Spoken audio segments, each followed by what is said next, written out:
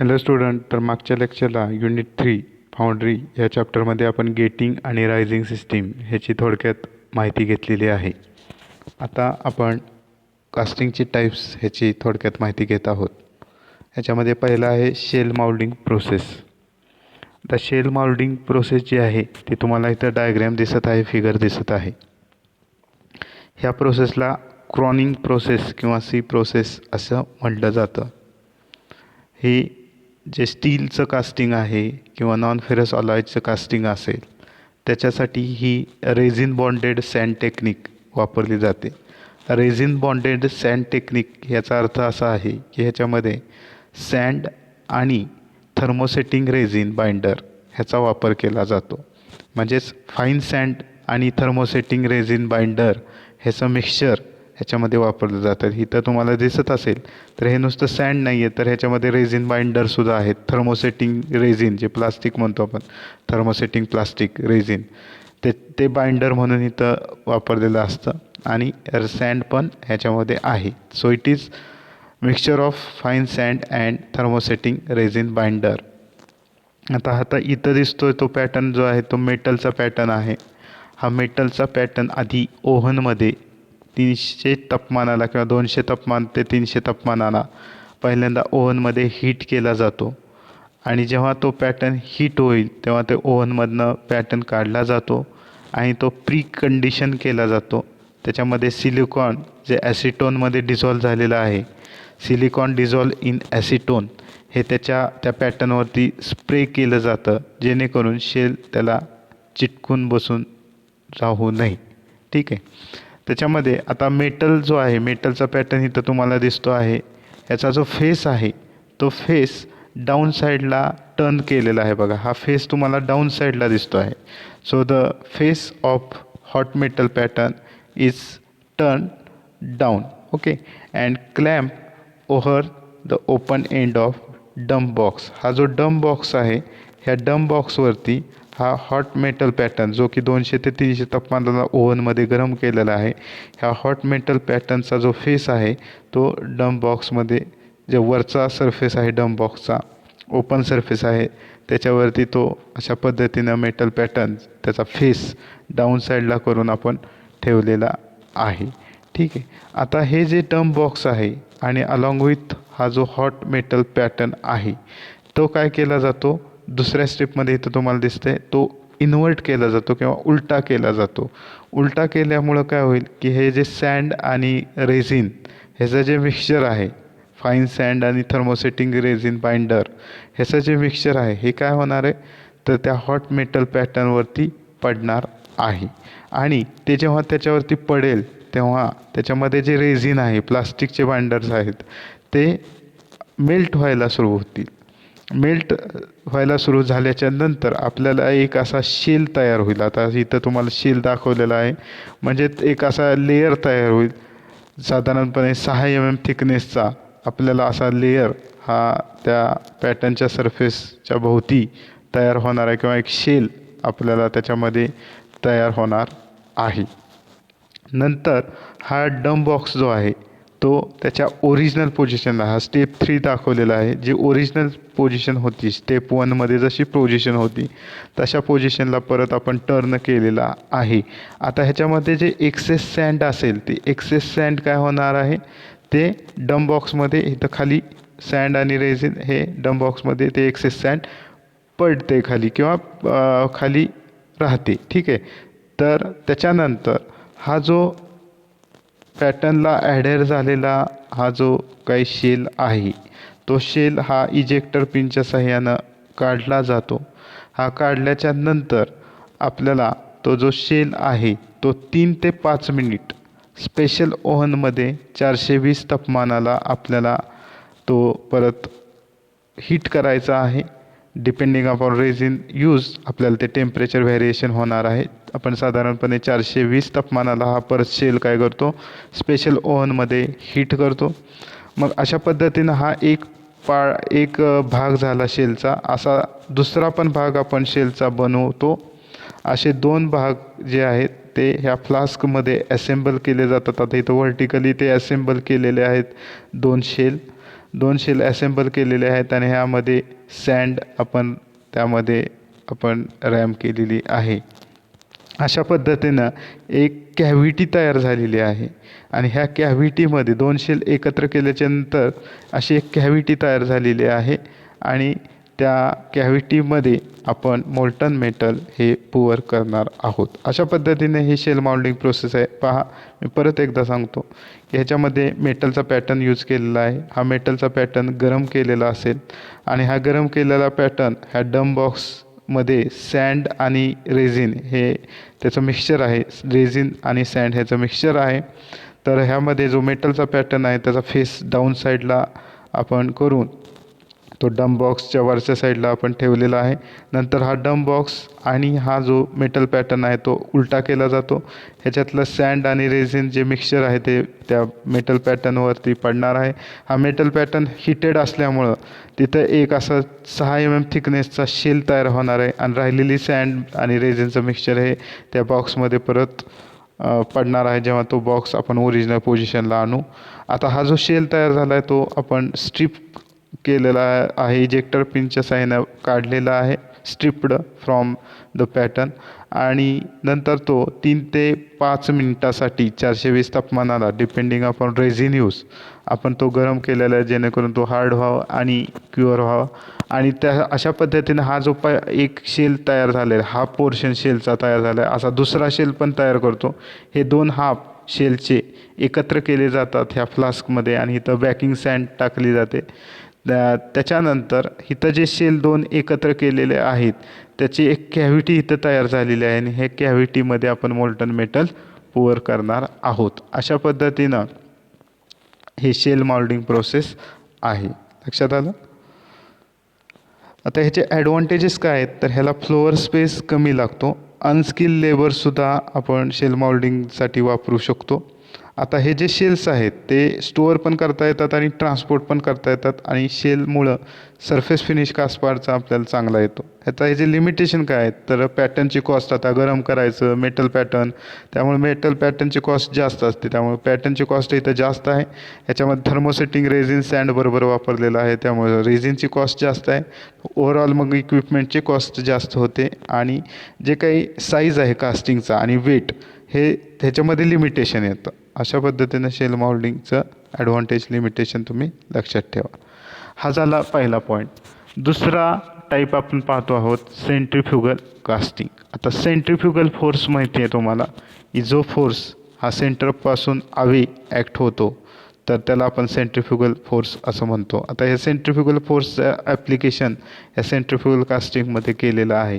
ह्याच्यामध्ये माउल्ड्स बनवलेले आहेत किंवा जे माउल्ड आहेत ते मेटलचे असतील तर ते जे काय माउल्ड आहेत ते रोटेट होत आहेत. ठीक आहे. तर ह्या रोटेट होणाऱ्या माउल्डमध्ये आपण जेव्हा मोल्टन मेटल पुअर करू आता समजा हा माउल्ड आहे हा रोटेट होतो आहे. ह्या रोटेट होणाऱ्या माउल्डमध्ये जेव्हा आपण मोल्टन मेटल इथं पुअर करणार आहोत तेव्हा सेंट्रीफ्युगल फोर्समुळं हे मोल्टन मेटल काय होणार आहे त्याच्या माउल्डच्या जी काय पेरिफेरी आहे त्याच्याकडे ढकललं जाणार आहे. पेरिफेरीकडं ढकललं जाणार आहे आणि ज्या इम्प्युरिटीज आहेत त्या वजनानं हलक्या असल्यामुळं त्या सेंटरकडं पुश होणार आहेत किंवा ढकलल्या जाणार आहेत. आता ह्याच्यामध्ये हे जे माउल्ड आहे हे वॉटर कूल्ड असणार आहे त्यामुळं जे डायरेक्शनल सॉलिडिफिकेशन आहे ते आपल्याला अचीव होतं. आउटर सरफेसकडनं आतल्या सरफेसकडं आपण डायरेक्शन सॉलिडिफिकेशन अचीव करू शकतो. आणि ह्यामध्ये हॉलो पोर्शन जसं की पाईप्स वगैरे आहेत हे आपण सेंट्रीफ्युगल कास्टिंगच्या साहाय्यानं आपण बनवतो. आता व्हील्स असतील गिअर्स असतील गिअर बँक असतील तर अशा पद्धतीनं आपण हे सेंट्रीफ्युगल कास्टिंगनं बनवतो. एक लक्षात घ्या ह्याच्यामध्ये माउल्ड्स हे काय होत आहेत तर ते रोटेट होत आहेत आणि रोटेट झाल्यावर जेव्हा आपण मोल्टन मेटल ह्याच्यामध्ये लॅडरच्या साहाय्यानं इथं पुअर करणार आहोत तेव्हा ह्या सेंट्रीफ्युगल फोर्समुळं हे जे मोल्टन मेटल आहे ते पेरिफेरीच्या साईडला सफिशियंट प्रेशरनं हे मोल्टन मेटल हे सेंट्रीफ्युगल फोर्समुळं त्या पेरिफेरीकडं ढकललं जाणार आहे आणि इम्प्युरिटी ह्या सेंटरकडे अट्रॅक्ट होणार आहे टुवर्ड्स सेंटर अट्रॅक्ट होणार आहे. आणि इथं हे जे वॉटर कूल्ड असल्यामुळं आउटर सरफेसकडून इनवर्डकडं आतल्या भागाकडं हे डायरेक्शन सॉलिडिफिकेशन आपल्याला अचीव होणार आहे. आता ह्याच्यामध्ये हॉलो पार्ट्स आपण जसं की पाईप्स वगैरे आहेत, डिस्क व्हील आहे, पुलीज, गिअर्स आपण ह्याच्यामध्ये बनवतो. तर ह्याच्यामध्ये 3 प्रकार आहेत: ट्रू सेंट्रीफ्युगल, सेमी सेंट्रीफ्युगल आणि सेंट्रीफ्यूज. आपण तिन्ही स्टेप बाय स्टेप पाहूया. True centrifugal casting. या ट्रू सेंट्रीफ्युगल कास्टिंगमध्ये जे काही माउल्ड्स आहेत ते रोटेशनल माउल्ड आहेत किंवा ते रोटेट होत आहेत, हे तर तुम्हाला लक्षात आलं असेल. आणि हे जे माउल्ड्स आहेत ते स्टील किंवा ग्राफाईटचे बनलेले आहेत. आता ह्याच्यामध्ये जो ॲक्सिस ऑफ माउल्ड आहे, तो ॲक्सिस ऑफ माउल्ड आणि तो ॲक्सिस हा व्हर्टिकल असू शकतो, हॉरिझॉन्टल असू शकतो किंवा इन्क्लाइन असू शकतो. आता आपण शक्यतो हॉरिझॉन्टल ॲक्सिस ऑफ रोटेशन हे बऱ्यापैकी ह्याच्यामध्ये वापरत असतो. आता आपण जे इथं दाखवलेलं आहे पहा, असा एक ट्रॅक दाखवलेला आहे. हा ट्रॅक आणि इथं व्हील्स दाखवलेले आहेत. आणि हे माउल्ड रोटेट करण्यासाठी इथं मोटार आणि ह्याच्यामध्ये माउल्ड रोटेट करण्यासाठी अरेंजमेंट इथं दाखवलेली आहे. आताचे हे माउल्ड्स आहेत ते माउल्ड्स काय आहेत, वॉटर कूल्ड आहेत, जेणेकरून solidification, directional solidification outward to inward आपल्याला अचीव व्हावं. लॅडरमधनं मोल्टन मेटल जेव्हा इथं आतमध्ये येणार आहे, ह्या माउल्डमध्ये येणार आहेत. आता हे माउल्ड काय होतात तर हे रोटेट होतात. हे जे मोल्टन मेटल आहे ते माउल्डमध्ये आल्याच्या नंतर सेंट्रीफ्युगल फोर्समुळं हे पेरिफेरीकडं ढकललं जाणार आहे. आणि अशा पद्धतीनं आपल्याला इथं डायरेक्शन सॉलिडिफिकेशन बाहेरच्या साईडकडून आतल्या साईडला आपल्याला अचीव होतो, कारण हे वॉटर कूल्ड आहेत. आता अशा पद्धतीनं आपल्याला हे माउल्ड रोटेट व्हावं लागेल, जेणेकरून मेटल जे आहे, जे मोल्टन मेटल आहे जे आपण पुअर करणार आहोत, ते आउटर सरफेसला माउल्ड कॅव्हिटीच्या जे काय सरफेस आहे त्याच्याकडं फेकलं जावं. ह्या सरफेसला, माउल्डच्या ज्या सरफेस आहे ह्या सरफेसकडं ते मोल्टन मेटल फेकलं जाईल. अशा स्पीडनं आपल्याला काय करावं लागेल, हे माउल्ड, सिलेंड्रिकल माउल्ड हे फिरवावं लागेल. ठीक आहे. आणि ह्याच्यामध्ये जे आता समजा पाईप तयार होईल असं सपोज करा. हा जो पाईप तयार होणार आहे, हा पाईप त्याचा जो थिकनेस असेल, जो सिलेंड्रिकल पार्ट तयार होणार आहे, हॉलो पार्ट तयार होणार आहे, तो जो काही थिकनेस आहे तो आपण कशानं कंट्रोल करू शकतो, तर amount of metal, liquid metal जे आपण पुअर करणार आहोत त्याद्वारे आपण ह्याचा थिकनेस आपण कंट्रोल करू शकतो. एक सिंपल असे अरेंजमेंट आहे ट्रू सेंट्रीफ्युगल कास्टिंगची. ह्याच्यामध्ये जे माउल्ड आहेत, आता सेंट्रीफ्युगल कास्टिंग असल्यामुळे माउल्ड हे रोटेट होत आहेत. हे रोटेट होण्यासाठी इथं मोटार वगैरे इथं अरेंजमेंट दाखवलेली आहे, जेणेकरून हे माउल्ड रोटेट होणार आहेत. इथं लॅडर दाखवलेलं आहे with sufficient amount of molten metal. आणि इथं पोअरिंग कपच्या साहाय्याने हे मोल्टन मेटल काय होणार आहे, आतमध्ये ह्या माउल्डमध्ये येणार आहे, पुअर होणार आहे मोल्टन मेटल. ठीक आहे. हे माउल्ड फिरता आहेत, म्हणून सेंट्रीफ्युगल फोर्सनं काय होणार आहे, मोल्टन मेटल हे ह्या माउल्डच्या सरफेसकडं फेकलं जाणार आहे. आणि अशा पद्धतीनं जोपर्यंत मोल्टन मेटल हे सॉलिडिफाय होत नाही तोपर्यंत हे माउल्ड फिरत राहणार आहे. आता हे माउल्ड जे आहे ते वॉटर कूल्ड असल्यामुळं बाहेरच्या साईडकडून आतल्या साईडकडं डायरेक्शन सॉलिडिफिकेशन अचीव होणार आहे. आता हे जे माउल्ड फिरतं आहे ह्याचा स्पीड हा असा असला पाहिजे की मोल्टन मेटल हे ह्या सरफेसकडं, जो माउल्डचा सरफेस आहे त्याच्याकडे फेकलं गेलं पाहिजे. आणि ह्याच्यामध्ये जे काही हॉलो पोर्शन तयार होईल, पाईप वगैरे तयार होईल, ह्याचा थिकनेस हा कशावरती अवलंबून आहे, तर जे अमाऊंट ऑफ मेटल आपण पुअर करणार आहे त्याच्यावरती ह्याचा थिकनेस हा अवलंबून आहे. ह्याला आपण म्हणतो ट्रू सेंट्रीफ्युगल कास्टिंग. ह्याच्यामध्ये जो ॲक्सिस ऑफ रोटेशन आहे तो हॉरिझॉन्टल असू शकतो, व्हर्टिकल असू शकतो किंवा 0 ते 90 अंशात इन्क्लाइन असू शकतो. पण आपण बऱ्यापैकी ट्रू सेंट्रीफ्युगल कास्टिंगमध्ये horizontal axis of rotation consider करतो. ठीक. आता ह्याचे ॲडव्हान्टेज काय आहे, तर हाय डेन्सिटीचे कास्ट पार्ट आपल्याला किंवा हाय मेकॅनिकल स्ट्रेंथचे कास्ट पार्ट आपल्याला ह्याच्यामध्ये मिळतात. आता इम्प्युरिटीज लाईट वेट असल्यामुळे ते सेंटरकडे थ्रो होणार आहे, म्हणजे इम्प्युरिटी फ्री आपलं त्यामध्ये मिळणार आहे पार्ट. त्याच्यानंतर गेट किंवा रायझरची गरज इथं नाही आणि डायरेक्शन सॉलिडिफिकेशन आपल्याला अचीव करता येईल. ह्याचे डिसॲडव्हान्टेज असे आहेत की फक्त हॉलो पोर्शन आपण several shapes can be generated through casting. ह्याला ट्रेन लेबर्स लागतात, स्किल लेबर ह्याच्यामध्ये लागणार आहेत. सगळेच अलॉय आपल्याला कास्ट करता येत नाही आणि ह्याच्यामध्ये इन्व्हेस्टमेंट पण जास्त राहते. ह्याचे ॲप्लिकेशन आहेत bush bearing, clutch plate, rollers असतील, पिस्टन रिंग असतील, सगळ्यात महत्त्वाचं म्हणजे pipes, pressure vessel bodies, pulleys, disc wheel, steel gun barrel. ह्याच्यामध्ये बघा स्टील गन बॅरल असेल, प्रेशर व्हेसल बॉडीज असतील, पाईप्स असतील, त्याच्यानंतर क्लच प्लेट असतील, पिस्टन रिंग असतील किंवा रोलर्स असतील, पेपर मेकिंग रोलर्स. तर हे त्याच्यामध्ये ॲप्लिकेशन किंवा युजेस हे ट्रू सेंट्रिफ्युगल कास्टिंगचे आहेत. आता नेक्स्ट आहे सेमी सेंट्रिफ्युगल कास्टिंग. ह्याच्यामध्ये बघा सेमी सेंट्रिफ्युगल कास्टिंगमध्ये जो स्पीड ऑफ रोटेशन आहे तो स्पीड ऑफ रोटेशन हा सेंट्रिफ्युगल कास्टिंगच्या पेक्षाही हा स्पिनिंग स्पीड हा कमी असतो. ठीक आहे, कमी असतो. आता ह्यामध्ये इथं कोर दाखवलेला आहे, सेंट्रल पोझिशनला इथं कोर दिलेला आहे. सपोज आपल्याला व्हील तयार करायचा आहे तर तो व्हीलचा जो हब आहे, हब म्हणजे चाकाच्या आतला भाग, हब तो बनवण्यासाठी इथं सेंट्रल पोझिशनला व्हर्टिकल साईडला इथं कोर दिलेला आहे. जेणेकरून आपल्याला सपोज व्हील बनवायचं आहे तर त्याच्या आतला भाग हा हॉलो पार्ट इथं मिळणार आहे. आता ह्यामध्ये जो ॲक्सिस ऑफ रोटेशन आहे तो माऊल्टच्या ॲक्सिसशी कोइन्साइड झालेला आहे. आता इथं ॲक्सिस ऑफ रोटेशन व्हर्टिकल दाखवलेलं आहे. जेव्हा मोल्टन मेटल आपण पुअर करणार आहोत तेव्हा सेंट्रिफ्युगल फोर्समुळं हे मोल्टन मेटल हे सगळीकडं पोचणार आहे.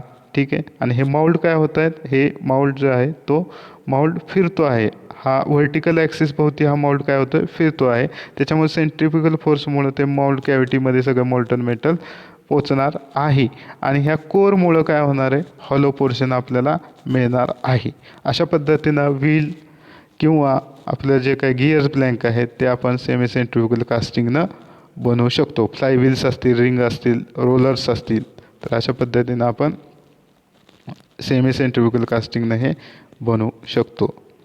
आता नेक्स्ट आहे सेंट्रिफ्यूज. सेंट्रिफ्यूजमध्ये काय फरक आहे पहा, ह्याच्यामध्ये जो ॲक्सिस ऑफ रोटेशन आहे आणि ॲक्सिस ऑफ माऊल्ड आहे, हा ॲक्सिस ऑफ माऊल्ड आहे आणि हा ॲक्सिस ऑफ रोटेशन आहे. हा काय वेगवेगळा आहे, हा डिफरंट आहे, हा मॅच होत नाही. हा फक्त फरक आहे सेंट्रिफ्यूज्ड कास्टिंग ह्यामध्ये. आणि इथं आपल्याला स्प्रू प्रोव्हाइड केलेला आहे, कॉमन स्प्रू इथं प्रोव्हाइड केलेला आहे. आणि हे जे काही वेगवेगळ्या कॅव्हिटीज आहेत, आता इथं मास प्रोडक्शनसारखं इथं दिसतं आहे बघा, इथं नंबर ऑफ कॅव्हिटीज आहेत. हे नंबर ऑफ कॅव्हिटीज आहेत, त्या मल्टी कॅव्हिटीज आहेत.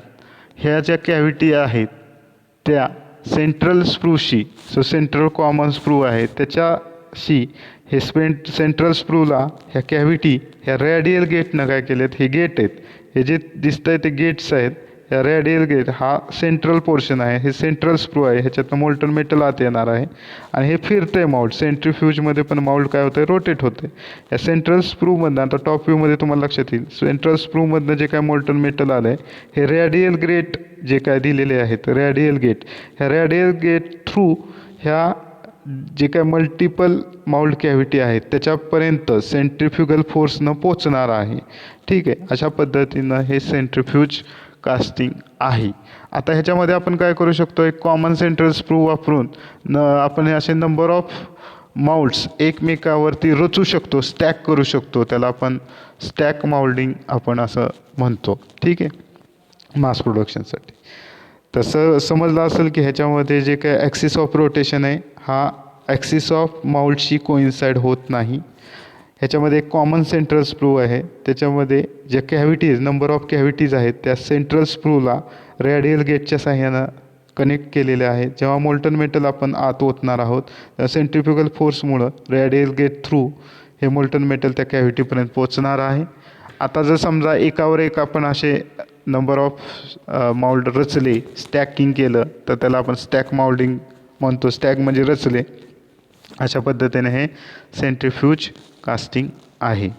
ठीक आहे, ह्याचा उपयोग वॉल बॉडीज किंवा प्लग बनवण्यासाठी होतो. तर हा झाला सेंट्रिफ्युगल कास्टिंग आणि त्याचे 3 टाईप्स. आता नेक्स्ट कास्टिंग प्रोसेस आहे डाय कास्टिंग. डाय कास्टिंग जे आहे ते डाय कास्टिंग प्रोसेस लक्षात घ्या. तर डाय कास्टिंग आपल्याला ॲक्युरेटली डायमेन्शन पार्ट्स बनवण्यासाठी आपल्याला डाय कास्टिंगचा उपयोग होतो. ह्याच्यामध्ये मेटलच्या डाईज असतील, 2 भागामध्ये मेटलच्या डाईज बनवलेल्या असतील आणि त्या 2 डाईज एकत्र केल्याच्या नंतर अशी पूर्णतः कॅव्हिटी त्यामध्ये होणार आहेत. ह्या डाईज वॉटर कूल्ड असल्यामुळं लो टेम्परेचर डाईज आहेत, त्यामुळे आपल्याला इथं डायरेक्शन सॉलिडिफिकेशन तर अचीव होतं आणि लवकर आपल्याला पार्ट तयार होतो. ठीक आहे, रॅपिडली आपण पार्ट क्लोज डायमेन्शनचा बनवू शकतो. आणि नंतर ह्या डाईज ज्या एकत्र केल्या होत्या त्याची पूर्ण कॅव्हिटी होण्यासाठी, तर त्यामध्ये मोल्टन मेटल हे प्रेशराइज मोल्टन मेटल हे फोर्स केलं जातं. ठीक आहे, मोल्टन मेटल अंडर प्रेशर ह्या जे काही डाईज एकत्र झालेले आहेत त्याच्यामध्ये पूर्ण कॅव्हिटी तयार झालेली आहे. त्याच्यामध्ये मोल्टन मेटल हे फोर्स केलं जातं आणि नंतर ते जेव्हा सॉलिडिफाय होईल मोल्टन मेटल तेव्हा त्या डाईज ह्या सेपरेट केल्या जातात आणि तो जो पार्ट आहे तो काढला जातो, इजेक्ट केला जातो. ह्याच्यामध्ये 2 प्रकार आहेत डायकास्टिंगचे, हॉट चेंबर डायकास्टिंग आणि कोल्ड चेंबर डायकास्टिंग. हॉट चेंबर डायकास्टिंगमध्ये लक्षात घ्या तर ह्यामध्ये कंटिन्युअसली हीटिंग चालू असतं आणि हे मोल्टन स्टेटमध्ये जे काही लिक्विड मेटल आहे ते लिक्विड स्वरूपातच राहणार आहे, कारण कंटिन्युअस इथं हीटिंग चालू असतं. तर इथं तुम्हाला एक चेंबर दिसतं आहे. ह्या चेंबरच्या एका एंडला इथं प्लंजर आहे. प्लंजरच्या खालच्या साईडला इथं होल आहे. सपोज हे मोल्टन मेटल आहे, जेव्हा प्लंजर वरच्या साईडला असेल, वरच्या टॉप पोझिशनला असेल, तेव्हा ह्या होलमधनं मोल्टन मेटल हे ह्या गूजने कास्टिंगमध्ये येणार आहे. आता जेव्हा प्लंजर खाली जाणार आहे, हा प्लंजर खाली जाणार आहे, तेव्हा हे मोल्टन मेटलला प्रेशर अप्लाय करणार आहे आणि मोल्टन मेटलला प्रेशर अप्लाय केल्याच्या नंतर ह्या 2 डाईज एकत्र केल्यावर जी काही माउल्ट कॅव्हिटी तयार झाली, जे काय कॅव्हिटी तयार झालेली आहे, ह्या कॅव्हिटीमध्ये मोल्टन मेटल हे फोर्स केलं जाणार आहे, पाठवलं जाणार आहे प्रेशरच्या साह्यानं. आणि अशा पद्धतीने ह्या ज्या 2 डाईज एकत्र केल्यावर जी कॅव्हिटी तयार झालेली आहे, ह्या वॉटर कूल्ड डाईज असल्यामुळं हा थंड झाल्यावर ह्या 2 डाईज सेपरेट होणार आहेत आणि सेपरेट झाल्यावर आपल्याला हा पार्ट इजेक्टर पिनच्या साह्यानं आपण काढू शकतो. पहा, हॉट चेंबर डायकास्टिंग असं नाव दिलेलं आहे कारण ह्याच्यात continuous liquid metal molten metal राहणार आहे, कंटिन्यू हिटिंग ह्याच्यामध्ये चालू असतं. आता हा एक चेंबर आहे, ह्या चेंबरच्या एक एंडला प्लंजर ऑपरेट होतो, तो हायड्रोलिकली ऑपरेट होईल, मेकॅनिकली ऑपरेट होईल. तर जेव्हा हा प्लंजर वरच्या साईडला असेल तेव्हा ह्या होल जो दिलेला आहे इथं, होल जो प्रोव्हाइड केलेला आहे, ह्या होलमधनं प्लंजरच्या खालच्या बाजूला जे होल तिथं प्रोव्हाइड केलेलं आहे, ह्या होलमधनं मोल्टन मेटल आतमध्ये येणार आहे. आता जेव्हा प्लंजर खाली जाईल तेव्हा ह्या गूजनेक जे काही आहे चेंबर, तर त्याच्यामधनं मोल्टन मेटल ह्या डाईजमध्ये काय होणार आहे, थ्रो होणार आहे किंवा फोर्सनं हे फेकलं जाणार, आतमध्ये पाठवलं जाणार आहे, डिलिव्हर होणार आहे. आणि नंतर ह्या डाईज ह्या वॉटर कूल्ड असल्यामुळं तिथं जो काही मोल्टन मेटल आहे तो सॉलिडिफाय होणार आहे. नंतर डाईज सेपरेट केले जाणार आहे आणि आपण हे मेटलचा कॉम्पोनंट हा इजेक्ट करणार आहोत. अशा पद्धतीनं हे हॉट चेंबर डायकास्टिंग आहे. लक्षात आलं? तर अशा पद्धतीने हे हॉट चेंबर डायकास्टिंग आहे. नेक्स्ट आहे कोल्ड चेंबर डायकास्टिंग. आता कोल्ड चेंबर डायकास्टिंगमध्ये काय आहे बघा, तर असं एक चेंबर आहे, ह्याच्या चेंबरच्या एंडला रॅम ऑपरेट होतो आहे. जेव्हा लॅडरमधनं आलेलं मोल्टन मेटल हे त्या चेंबरमध्ये येईल तेव्हा ह्या जो रॅम आहे हा लेफ्ट साईडला ढकलला जाईल, हा हायड्रॉलिकली एअर किंवा मेकॅनिकली ऑपरेट होईल. हा ढकलल्या गेल्याच्या नंतर प्रेशराइज मोल्टन मेटल हे ह्या कॅव्हिटीमध्ये जाणार आहे, फोर्स होणार आहे. ह्या 2 कॅव्हिटी ह्या 2 डाईज एकत्र केल्यावर पूर्ण कॅव्हिटी झालेली आहे. प्रेशराइज मोल्टन मेटल आत गेलं की ती कॅव्हिटी भरणार आहे आणि वॉटर कूल्ड डाय असल्यामुळं हे थंड होणार आहे. नंतर ह्या डाईज सेपरेट करून आपण इजेक्टर पिनच्या साह्यानं हे आपण पार्ट इजेक्ट करणार आहोत. अशा पद्धतीनं हा रॅम हा मोल्टन मेटलला फोर्स करतो ह्या डायमध्ये, डाय कॅव्हिटीमध्ये, आणि नंतर त्या डाईज सेपरेट करून तो पार्ट आपण काढून घेणार आहे. अशा पद्धतीनं हे कोल्ड चेंबर डायकास्टिंग आहे. तर ह्याचा ॲडव्हान्टेज आहे की आपण high rate production, mass production आपण अचीव करू शकतो. क्लोज डायमेन्शन टॉलरन्सचे पार्ट आपण मिळवू शकतो. सरफेस फिनिश 0.8 मायक्रॉनपर्यंत अचीव होऊ शकतो. थिन सेक्शन आपण कास्ट करू शकतो आणि फ्लोअर स्पेस ह्याला कमी लागतो. बघा, high rate of production, close dimensional tolerance, म्हणजे ॲक्युरेसी आपल्याला मिळतात, ॲक्युरेट पार्ट मिळतात. सरफेस फिनिश 0.8 मायक्रॉनपर्यंत अचीव करू शकतो.